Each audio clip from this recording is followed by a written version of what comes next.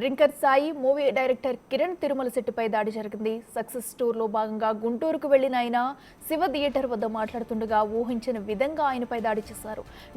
డైరెక్టర్పై Manthena Satyanarayana fans దాడి చేశారు. సినిమాలో ఆయన్ను కించపరిచేలా సీన్లు తీశారని దాడికి పాల్పడ్డారు.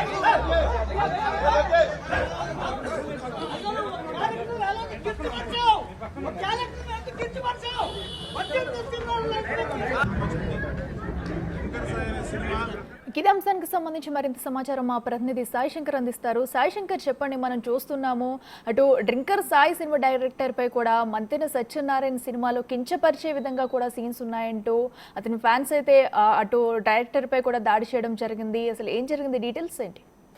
అఖిల, ప్రధానంగా ఈరోజు గుంటూరు లో డ్రింకర్ సాయి సినిమాకు సంబంధించినటువంటి టీమ్ సక్సెస్ మీట్ అనేది గుంటూరు శివ థియేటర్లో ఏర్పాటు చేయడం జరిగింది. ఈ సందర్భంగా వాళ్ళందరూ కూడా అక్కడికి రావడం జరిగింది. అయితే సినిమాలో మంతెన సత్యనారాయణకి సంబంధించినటువంటి కొన్ని సీన్లను యాడ్ చేయడం, వాటిల్లో ఆయన్ని కించపరిచే విధంగా కూడా ఆ సినిమా సన్నివేశాలు ఉన్నాయంటూ కూడా మంతెన సత్యనారాయణకి సంబంధించినటువంటి అభిమానులు ఎవరైతే ఉంటారో వాళ్ళందరూ కూడా అక్కడికి వచ్చి ఆ థియేటర్లో ఉన్నటువంటి టీం పైన కూడా దాడి చేసినట్లు కూడా ప్రస్తుతం తెలుస్తున్నటువంటి పరిస్థితి ఉంది. అయితే వీళ్ళు నిజంగానే మంతెన సత్యనారాయణకి సంబంధించినటువంటి అభిమానులా, లేకపోతే అక్కడ సిబ్బంది పనిచేసేటటువంటి సిబ్బంది అనే కోణంలో కూడా ప్రస్తుతం అయితే దర్యాప్తు జరుగుతున్నటువంటి పరిస్థితి ఉంది. ఎందుకంటే ఈ మధ్య కాలంలో మంతెన సత్యనారాయణకి సంబంధించినటువంటి అనేక అంశాలపైన కూడా కొంత కాంట్రవర్సీ నడుస్తున్నటువంటి పరిస్థితి ఉంది. ఈ నేపథ్యంలో మరి సిబ్బంది సినిమాకి సంబంధించినటువంటి యూనిట్ వస్తుందని తెలుసుకొని అక్కడికి వచ్చారా, లేకపోతే నిజంగానే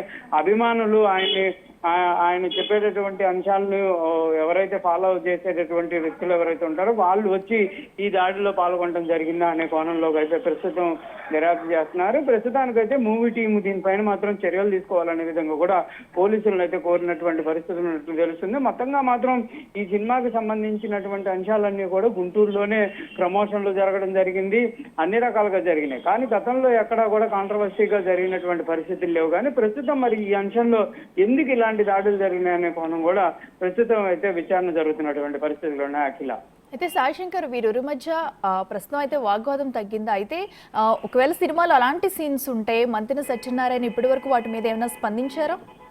అంటే ప్రస్తుతానికైతే కానీ, లేకపోతే సినిమా రిలీజ్ అయిన తర్వాత కూడా ఎవరు కూడా దానిపైన స్పందించిన పరిస్థితులు లేవు.